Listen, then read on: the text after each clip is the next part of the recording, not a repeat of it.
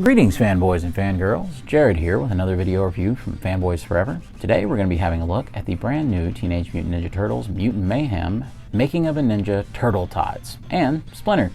These are both Target exclusives right here, so that you can get the Turtle Tots, and they're just kind of the younger versions of the Turtles.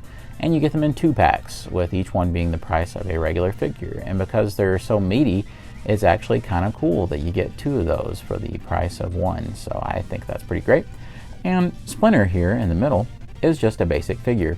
Now Splinter is kind of short packed in cases, so he's definitely one to look out for, and definitely one that might be a little bit harder to find than some of the others. I thought this would be fun to review them together because it makes the most sense to me, as Splinter is the epitome of a cartoon single dad. Of course, with all that out of the way, be sure to subscribe and be sure to like the video and comment down below with what you think about these guys. With all that out of the way, let's begin. We're going to start out with Raph and Mikey Turtle Tots. I almost want to say Tater Tots, right? I think that's fair. All right, so you can see that these guys are basically in the kind of packaging we've come to expect from the line. It does have the Making of a Ninja moniker up here, which lets you know that this is the Target exclusive. And since it's not a sticker and it's actually printed on the packaging, this tells me that this was in the works for a really long time. So Target bought in really early to exclusives. Usually a lot of exclusives have like a sticker because they're just shopping around the exclusive to different companies until they come up with one. And they usually decide late in the process. Here's the barcode and UPC. And I like how it has all the turtles on the side there. And on the back, we have some really cool key art from the movie and a little bio there about it. I do like that you have this little bio card down here. So I think that was pretty cool. All right, let's go ahead and let's get them out. All right, and here we have our first 2 Turtle Tots. Of course, we have Raphael right here, and he is definitely the chunkier and bigger of the 2. And over here we have Michelangelo. As you can see, he does start to have his signature head shape starting to form. I love how lumpy these little guys look. They almost look like claymation, and I feel that's definitely intentional on the part of the designers. There's a whole lot of things in the movie that kind of has that weird asymmetrical design, and I think that it works really well here. I also really like that as you turn them around, you also get plenty of detail on the back of the shells. Now, don't be confused. These are pretty much just little sculptures that you get with some very, very limited and rudimentary articulation. For Raphael, he has these hinges right here on the shoulders, as the rest of the Turtle Tots do. You can bring it up about that much, you can bring it down about that much, and you can rotate it all the way around. Sometimes he doesn't want to hold on to his training size, and that's definitely what they are. But these are just kind of wooden, looks like they're roped together pieces for him to train with so he doesn't hurt himself. And this is the funniest bit of articulation of all. Although they don't have anything at the legs, they do have a waist swivel, but oh my gosh, it breaks reality every time I use it. Look at this. It's kind of horrifying. I'm not really sure why they did it like this, but I guess they couldn't figure out any better way, and I just wouldn't have done that articulation point. I don't really think it's necessary, because as soon as you turn him, all reality just breaks. I mean, he's like, you know, it looks like he's been in a horrible accident. The heads do move as well. You can rotate them all the way around, and they have a little bit of up and down motion. Hey there, guys. Hey, feller. I just love it. You can see that on the side, they at least do have the brown paint to show the connection between the shell, and they have little peg holes on the feet so that you could use a stand or playset or something with him, I suppose. I think this is really fun, and I'm really partial to Raphael out of all of them, I think, because he is just so chunky and lumpy, so I think that's great. Now, with Michelangelo here, it's the same thing with articulation. He has a little bit more head movement because there's a little bit more neck room to move it around. You can turn it all the way around. And it breaks reality a little when you turn his shell, but not nearly as bad as a bigger figure like Raphael does. So it's not too horrible. There are hinges at the arms, which are really, really skinny. So I think these guys make a really good pack because, of course, they kind of are such a contrast. And from the back, you can see all the detail on the shell. So I definitely think the fun comparison would be to put them up against their older counterparts. Playmates was very careful to actually carry over the exact shade of green from their basic figure counterparts. So I actually think that's terrific. And I think they did a really good job on that. So I think it looks cool. And I think these were done with a lot of care. I think the funny part, though, is that I suppose that they exaggerated the size a little in some ways on these guys, because I think their heads are even bigger when they're kids somehow. And, you know, with animation, you never know. That may actually be something they do just to be funny. But I doubt that it's supposed to be that big in comparison to their older counterparts. So I don't know. They're mutants. Anything's possible. All right, look. I wanted to do something special for you, and I had to see if it was possible.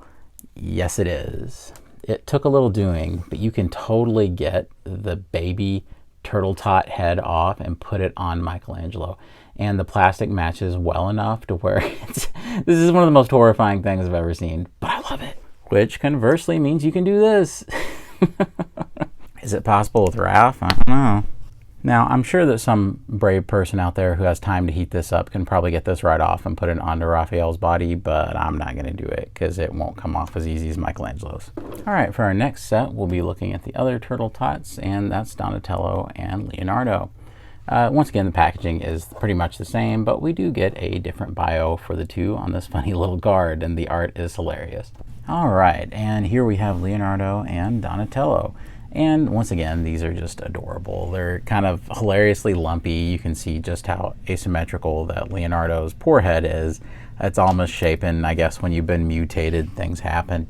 And then Donatello has probably some of the most personality of all of them because of the glasses.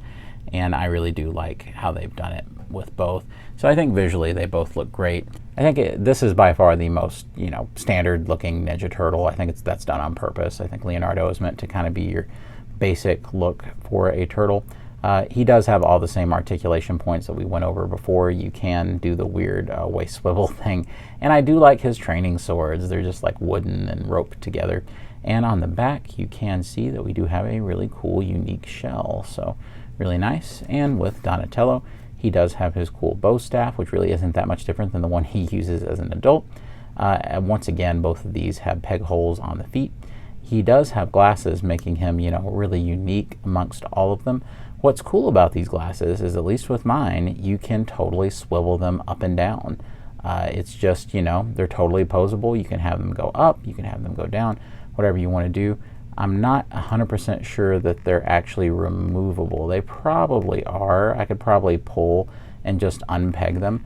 But I have no idea why I would want to do that necessarily. I will keep his glasses on, but I'm pretty sure you can just unpeg them. There's no frames in them. They're just, there's just negative space in the lenses there. So I think it looks really good. So, of course, I'll show you a counterpart comparison with their teenage versions. And here they are in comparison. Once again, Playmates has been very careful to make sure that the plastic tones actually match. And I think that that is so great.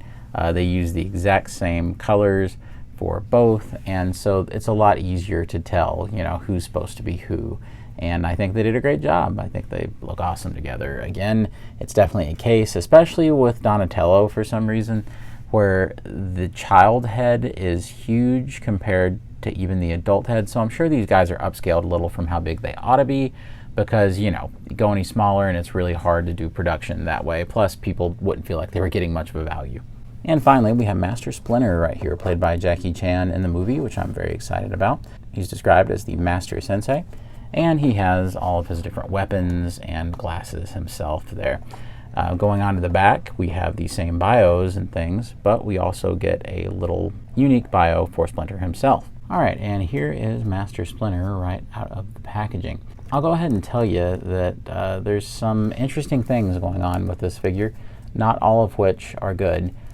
Particularly, they've done some strange things with articulation that we're going to get into in a minute. But for now, let's just look at the sculpt. You can see that he's definitely more mouse-like than we've seen before in other iterations, with the big ears and the big pink nose, so he kind of has more of a Chuck E. Cheese look to him, especially because the glasses are removable. They actually peg into these little holes in the back, so they're very secure.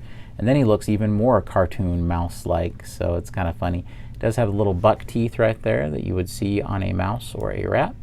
and you just plug those back in, and they actually are very secure once you have them in. Looking at the rest of the sculpt, he definitely just looks like a dude in pants and a white t-shirt, but with sort of a Splinter robe around it. So I think they wanted him to look more like, you know, working class, blue collar, like single dad, trying to take care of a bunch of boys, which I think is very smart. It's kind of a cool way to take it.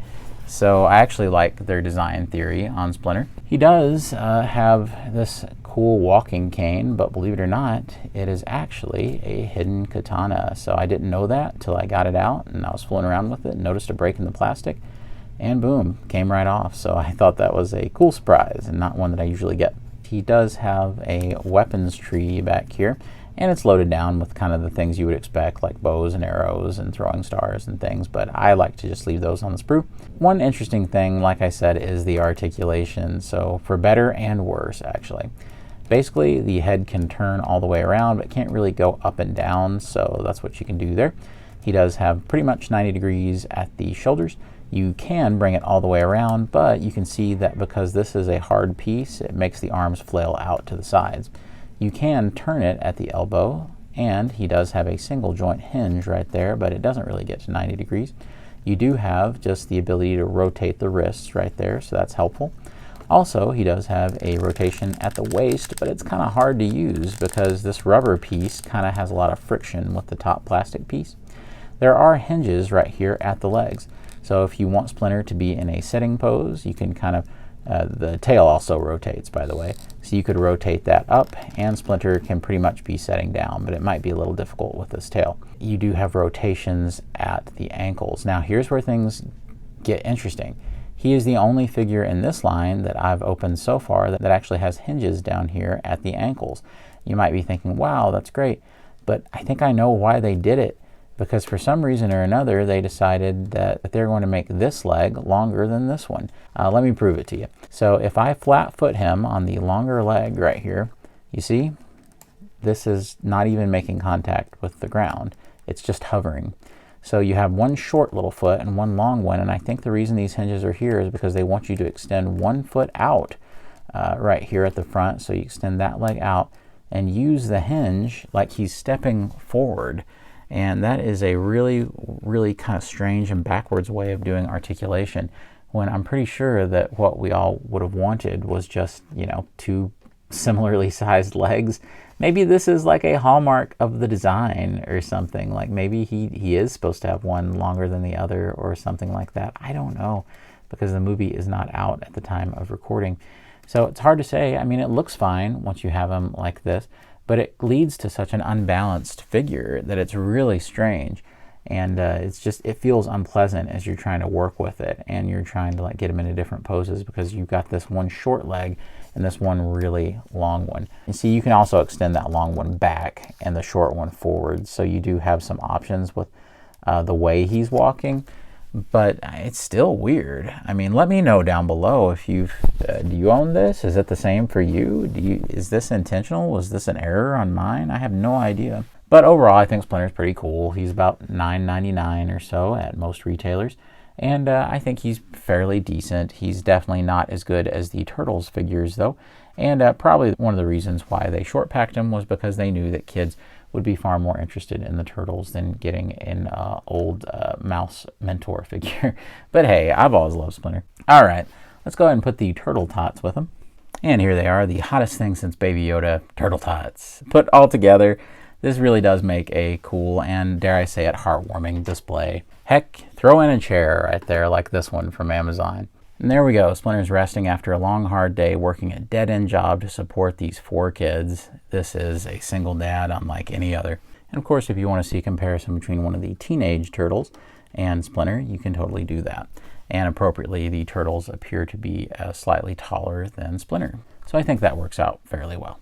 All right, and as you can see, Splinter and April pretty well stand eye to eye, actually, in this line. And there they are, one big happy family. I certainly hope that you have enjoyed the review today.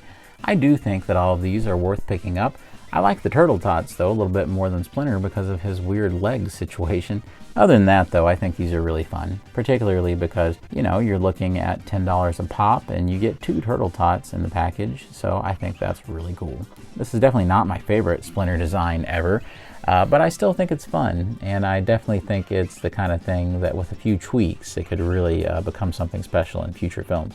Be sure to comment down below and let me know what you think about these guys, and of course, be sure to like and subscribe. It really does help the channel out. And as always, God bless you and yours, and I'll see you on Fanboys Forever. Fanboy out.